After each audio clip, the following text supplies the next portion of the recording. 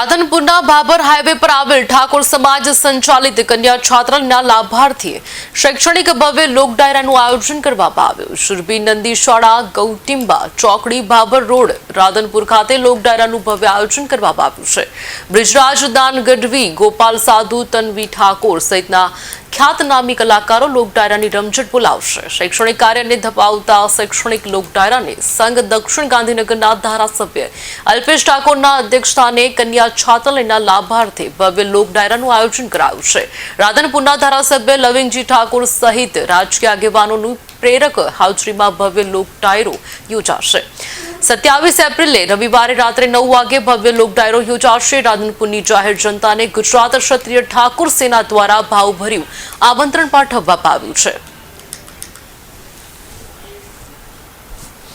રાધનપુર મુકામે રાધનપુર, સાંતલપુર અને સમી તાલુકા ઠાકોર સેનાના તમામ હોદ્દેદારોની એક મિટિંગનું આયોજન કરવામાં આવ્યું હતું। મિટિંગનો હેતુ આવનાર 27 તારીખે જે શિક્ષણના લાભાર્થે ભવ્ય લોક ડાયરો અમારા માનનીય ઠાકોર સેનાના પ્રમુખ આદરણીય અલ્પેશજી ઠાકોર સાહેબના અધ્યક્ષસ્થાને અમે ભવ્ય લોક ડાયરો કરવા જઈ રહ્યા છે। તેના એક માઇક્રો પ્લાન, એક સૂક્ષ્મ આયોજન કરવા માટે સેનાના તમામ હોદ્દેદારોની આજે મિટિંગ રાખવામાં આવી હતી। મિટિંગની અંદર એક વિસ્તૃત ચર્ચા કરી, ગામડે ગામડેથી ખૂબ મોટી સંખ્યામાં લોકો આવે એનું સૂક્ષ્મ આયોજન કર્યું।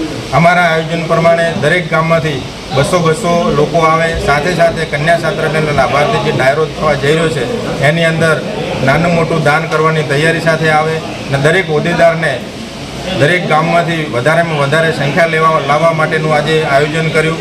વધારે અહીંયા અમારી વચ્ચે બનાસકાંઠા જિલ્લા પ્રમુખ ડીડી ઝાલેરા સાહેબ પણ આવ્યા, મુકેશજી પણ આવ્યા, રાયકણજી પણ આવ્યા। એટલે આજુબાજુના ગામડાઓમાંથી, તમામ તાલુકાઓમાંથી ઠાકોર સેનાના તેમજ ઠાકોર સમાજના તેમજ અન્ય સમાજના તમામ લોકો આ ભવ્ય ડાયરાને વધાવી રહ્યા છે અને આ ડાયરાનું ભવ્ય ઐતિહાસિક આયોજન થાય અને કાર્યક્રમ અમારો ખૂબ સફળ થાય અને આ કાર્યક્રમ થકી સમાજની દીકરીઓ રાધનપુરમાં રહી ભણી અને શિક્ષણ મેળવે એ જ આશા સાથે આજે આ ડાયરાનું આયોજન કર્યું। આ પ્રસંગે તમામ લોકોનો હું ખૂબ ખૂબ આભાર માનું છું।